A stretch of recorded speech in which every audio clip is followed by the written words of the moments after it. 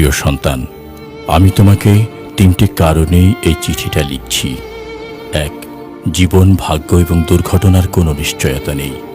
কেউ জানে না সে কতদিন বাঁচবে। 2, আমি তোমার বাবা। যদি আমি তোমাকে এই কথাগুলো না বলি, তবে অন্য কেউই এই কথাগুলো তোমাকে বলবে না। 3, যা লিখলাম তা আমার নিজের ব্যক্তিগত তিক্ত অভিজ্ঞতা। এটা হয়তো তোমাকে অনেক অপ্রয়োজনীয় কষ্ট পাওয়া থেকে রক্ষা করতে পারে। জীবনে চলার পথে এই কথাগুলো সব সময় মেনে চলার চেষ্টা করো। যারা তোমার প্রতি সদয় ছিল না, তাদের ওপর অসন্তোষ পুষে রেখো না, কারণ তোমার মা এবং আমি ছাড়া তোমার প্রতি সুবিচার করা কারো দায়িত্বের মধ্যে পড়ে না। আর যারা তোমার সাথে ভালো ব্যবহার করে, তোমার উচিত তাদের সঠিক মূল্যায়ন করা এবং তাদের প্রতি কৃতজ্ঞ থাকা। তবে তোমার সতর্ক থাকতে হবে এই জন্য যে প্রতিটি মানুষেরই প্রতি পদক্ষেপের নিজ নিজ উদ্দেশ্য থাকতে পারে। একজন মানুষ আজ তোমার সাথে ভালো, তার মানে এই নয় যে সে সব সময় ভালো থাকবে। কাজেই খুব দ্রুত কাউকে প্রকৃত বন্ধু ভেবো না। জীবনে কিছুই কিংবা কেউই অপরিহার্য নয় যা তোমাকে পেতেই হবে। একবার যখন তুমি এ কথাটির গভীরতা অনুধাবন করবে, তখন জীবনের পথ চলা অনেক সহজ হবে। বিশেষ করে যখন বহুল প্রত্যাশিত কিছু হারাবে কিংবা তোমার তথাকথিত আত্মীয় স্বজনকে তুমি তোমার পাশে পাবে না। জীবন সংক্ষিপ্ত। আজ তুমি জীবনকে অবহেলা করলে কাল জীবন তোমাকে ছেড়ে যাবে। কাজেই জীবনকে তুমি যত তাড়াতাড়ি মূল্যায়ন করতে শিখবে, জীবনকে তত বেশি উপভোগ করতে পারবে। ভালোবাসা একটি ক্ষণস্থায়ী অনুভূতি ছাড়া আর কিছুই নয়।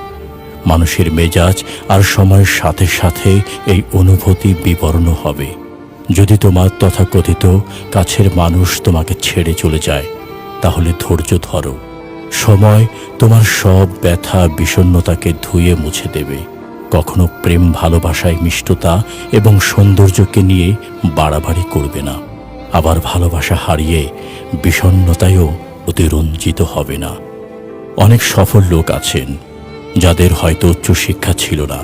এর অর্থ এই নয় যে তুমিও কঠোর পরিশ্রম বা শিক্ষা লাভ ছাড়াই সফল হতে পারবে। তুমি যতটুকু জ্ঞানী অর্জন করো না কেন, তাই হলো তোমার জীবনের অস্ত্র। কেউ ছেঁড়া কাঁথা গায়ে জড়িয়ে লাখ টাকার অধিকারী হতেই পারে, তবে এই জন্য তাকে অবশ্যই কঠোর পরিশ্রম করতে হবে। আমি আশা করি না যে আমার বার্ধক্যে তুমি আমাকে আর্থিক সহায়তা দিবে, আবার আমিও তোমাকে সারা জীবন ধরে অর্থ সহায়তা দিয়ে যাব না। যখনই তুমি প্রাপ্তবয়স্ক হবে, তখনই বাবা হিসেবে আমার অর্থ সহায়তা দেবার দিন শেষ।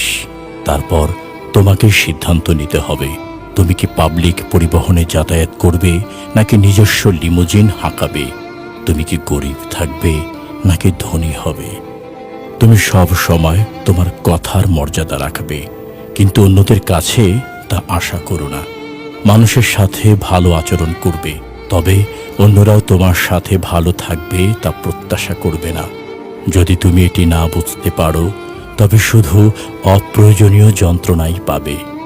আমি অনেক বছর লটারি কিনেছি, কিন্তু কখনো কোনো পুরস্কার পাইনি। তার মানে হলো এই যে যদি তুমি সমৃদ্ধি চাও, তবে কঠোর পরিশ্রম করতে হবে। বিনামূল্যে কোথাও কিছুই চুকবে না। তোমার সাথে আমি কতটা সময় থাকব সেটা কোনো ব্যাপার না, বরং চলো আমরা আমাদের একসাথে কাটানো মুহূর্তগুলো উপভোগ করি, মূল্যায়ন করি। এটি ভালোবাসা সহ তোমার বাবা।